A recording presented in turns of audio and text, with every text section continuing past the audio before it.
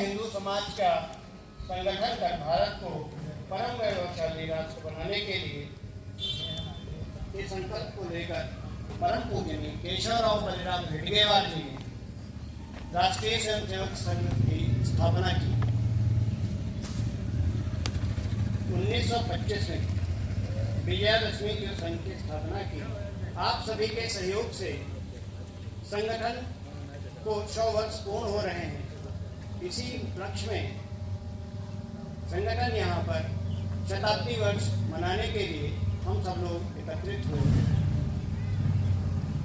भगवत ध्वज माननीय संघचालक जी, अपने इस कार्यक्रम के अध्यक्ष जी, उपस्थित सभी कार्यकर्ता एवं स्वयंसेवक बंधुओं एवं नागरिक बंधु, आज हम सभी जिस कार्यक्रम में उपस्थित हैं,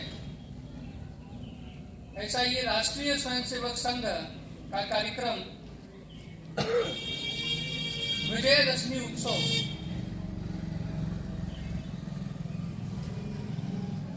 जो कि आज के ही दिन 27 सितंबर विजयदशमी के दिन राष्ट्रीय स्वयंसेवक संघ की स्थापना नागपुर में एक स्थान है मोहिते का बाड़ा, वहां से यह यात्रा प्रारंभ हुई। और आज विजयादशमी 2025 अर्थात 2 अक्टूबर जिस दिन था, उस दिन हमने 100वें वर्ष में प्रवेश किया। राष्ट्रीय स्वयंसेवक संघ की यह 100 वर्षों की यात्रा, जिसमें अनेक प्रकार के सुखद क्षण रहे तो संकटों और संघर्षों का भी समय रहा।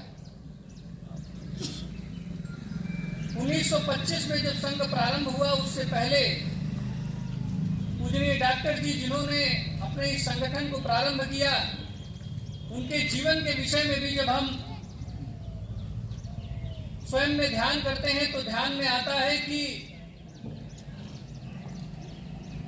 उस समय में जिस व्यक्ति ने MBBS की शिक्षा प्राप्त करने के बाद एक कुशल चिकित्सक होने के पश्चात भी अपने संपूर्ण जीवन को राष्ट्र, समाज और देश के लिए समर्पित कर दिया, बिना अपने परिवार की चिंता किए। वो चाहते तो उस समय केवल अपने देश में ही नहीं तो विदेशों में भी अपनी चिकित्सा के बल पर धनोपार्जन कर सकते थे, लेकिन उन्होंने ऐसा नहीं किया। क्यों नहीं किया? क्योंकि जब संघ प्रारंभ हुआ 1925 में, तो उस समय हम सब जानते हैं कि अपने देश में स्वतंत्रता आंदोलन के संघर्ष चल रहे थे। हर तरफ स्वतंत्रता प्राप्त करने की ललक प्रत्येक भारतवासी में दिखाई पड़ती। तो पूजनीय डॉक्टर जी ने भी अपनी शैक्षिक योग्यता के आधार पर कोलकाता से वो MBBS की पढ़ाई कर रहे थे। और उस समय कोलकाता क्रांतिकारियों का एक बड़ा केंद्र हुआ करता था। हमारे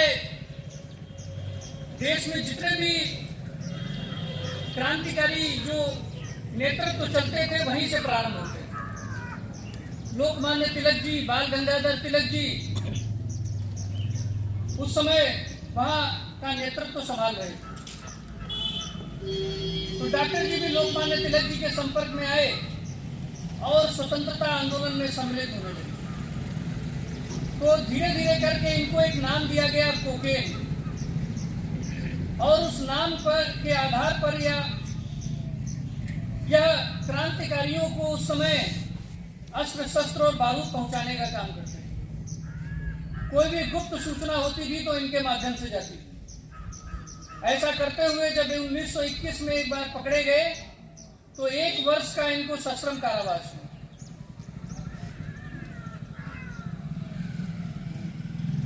तो इस कारण से प्रारंभ से ही उनके जीवन में यह आया कि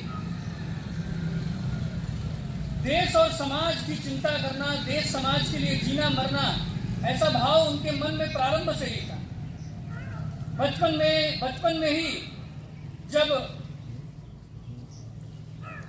11-12 वर्ष की आयु में थे, विद्यालय में शिक्षा प्राप्त करते थे, तो उस समय ब्रिटिश महारानी का जन्मदिन आया।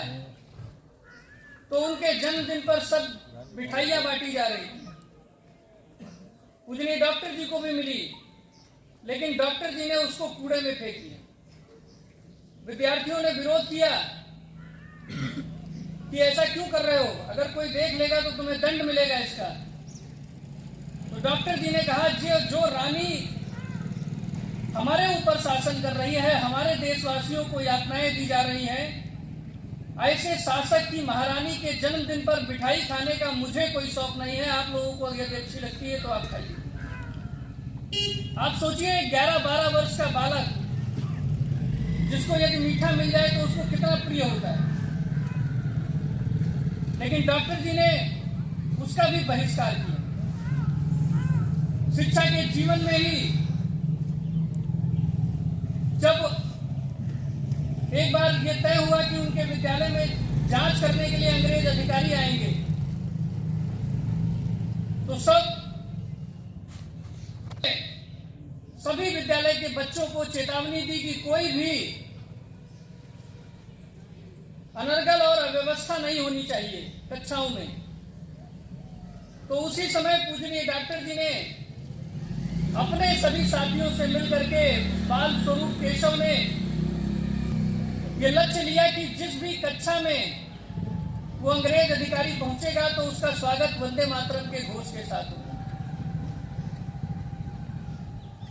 और जैसे ही वो अंग्रेज अधिकारी आया और जिस भी कक्षा में गया तो वहां उसका वंदे मातरम के घोष के साथ स्वागत होने लगा।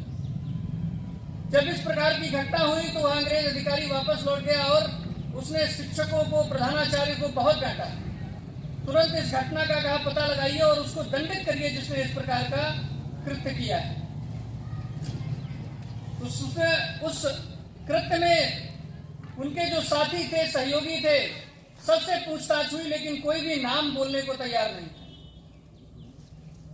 तो धीरे धीरे ये तय हुआ कि उस विद्यालय को ही 1 महीने के लिए बंद कर दिया गया, कहीं कि विद्यालय ही नहीं चलेगा जब तक आप लोग उस अपराधी को सामने नहीं लाएंगे। लेकिन जब इस प्रकार की परिस्थितियां बनी तो पूजनीय डॉक्टर जी ने निर्णय लिया कि वो स्वयं जाकर के उन्होंने प्रधानाचार्य से स्वीकार किया कि हमने ये काम किया है, इसलिए आप मुझे निकाल दीजिए विद्यालय से, लेकिन शेष सबके लिए विद्यालय खोला जाए।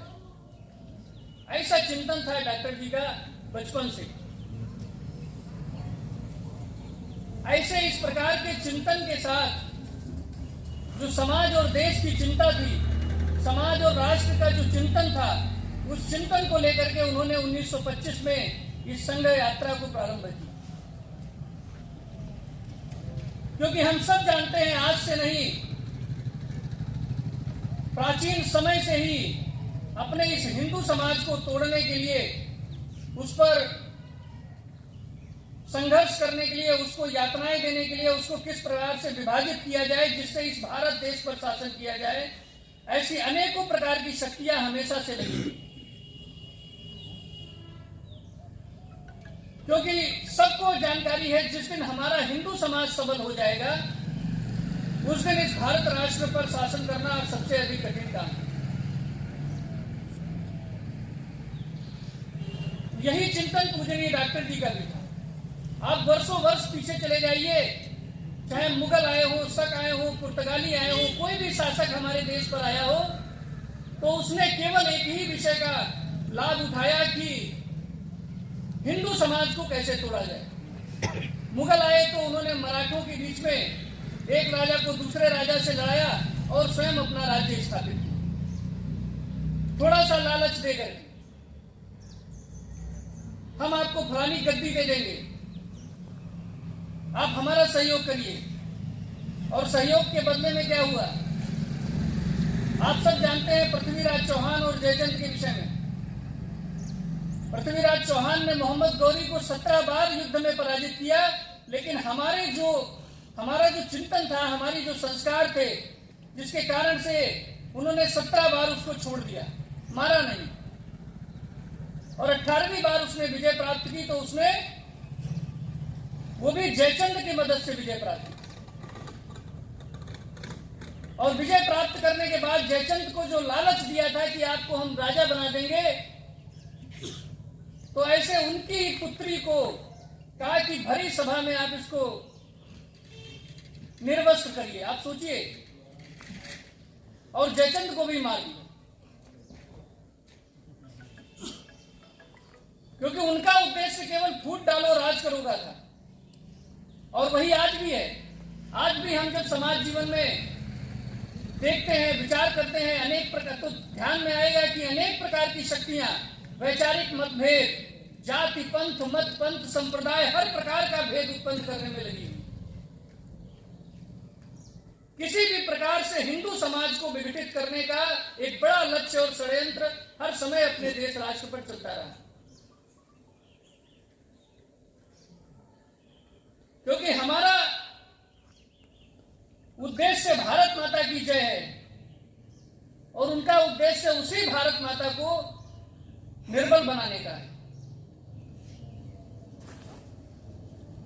तो ऐसे पूजनीय डॉक्टर जी के चिंतन के साथ 1925 में राष्ट्रीय स्वयंसेवक संघ का प्रारंभ हुआ और प्रारंभ के बाद जब तक डॉक्टर जी का जीवन रहा, 1925 से 1940 तक ही उन्होंने संपूर्ण भारत के जितने प्रदेश थे, ऐसा कोई प्रदेश नहीं रहा जहां राष्ट्रीय स्वयंसेवक संघ का काम न पहुंचे। 15 वर्षों में ही उन्होंने संपूर्ण भारत में राष्ट्रीय स्वयंसेवक संघ की शाखा करी। ऐसे उन्होंने अपने पूरे जीवन को केवल हिंदू समाज के संगठन के लिए समर्पित किया। और जब आप ध्यान करेंगे संघ प्रारंभ में, तो कोई बहुत बड़े उनके साथ में कोई बड़े बड़े धनाढ्य लोग, संपत्ति वाले लोग, बहुत धनोपार्जन वाले लोग लगे हो, ऐसा भी नहीं था। संघ प्रारंभ जब उन्होंने किया तो एकमात्र 17 विद्यार्थियों के साथ में संघ को शुरू किया। केवल एक विचार लेकर के संघ को शुरू किया। मन में एक दृढ़ संकल्प था, एक जीवन था।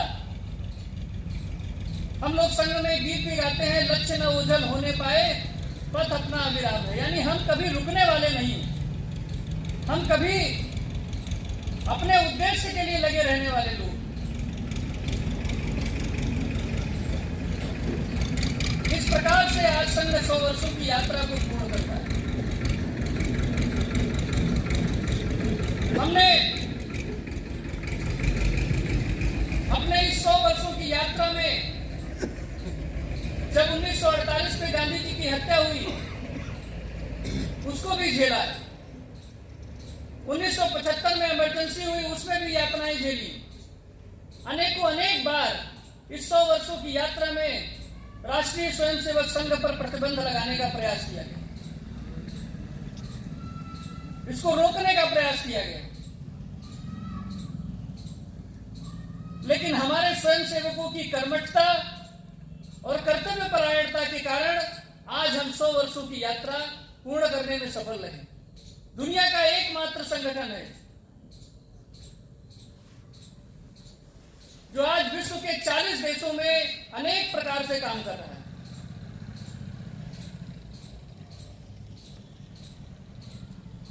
कहीं सेवा के कारण से, कहीं शिक्षा के माध्यम से, हर प्रकार से काम कर रहा है। राष्ट्रीय स्वयंसेवक संघ ने समय समय पर अपनी आवश्यकता के अनुसार अपने नीचे नए अनुसांगिक संगठन यानी अपनी विचारधारा से जुड़े हुए संगठनों का निर्माण भी किया। जब आवश्यकता लगी कि विद्यार्थियों के बीच में काम होना चाहिए, तो हमने अखिल भारतीय विद्यार्थी परिषद को खड़ा किया। जब लगा कि शिक्षा के क्षेत्र में काम होना चाहिए, तो हमने विद्या भारती को खड़ा किया। आप विद्या भारती संस्था का विचार करिए, तो शिक्षा के क्षेत्र में दुनिया का एकमात्र संगठन जिसमें आज के समय में लाखों की संख्या में छात्र जो शिक्षा प्राप्त कर रहे हैं।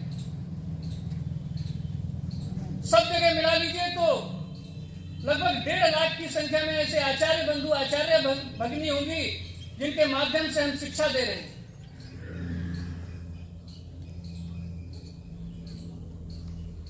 इतना बड़ा शिक्षा के क्षेत्र में काम करने वाला संगठन आपको कोई नहीं मिलेगा। जब आवश्यकता लगी कि आज हमको समाज जीवन और देश के लिए काम करने की आवश्यकता है और गति देने की आवश्यकता है, तो हमने जनसंघ को स्थापित किया।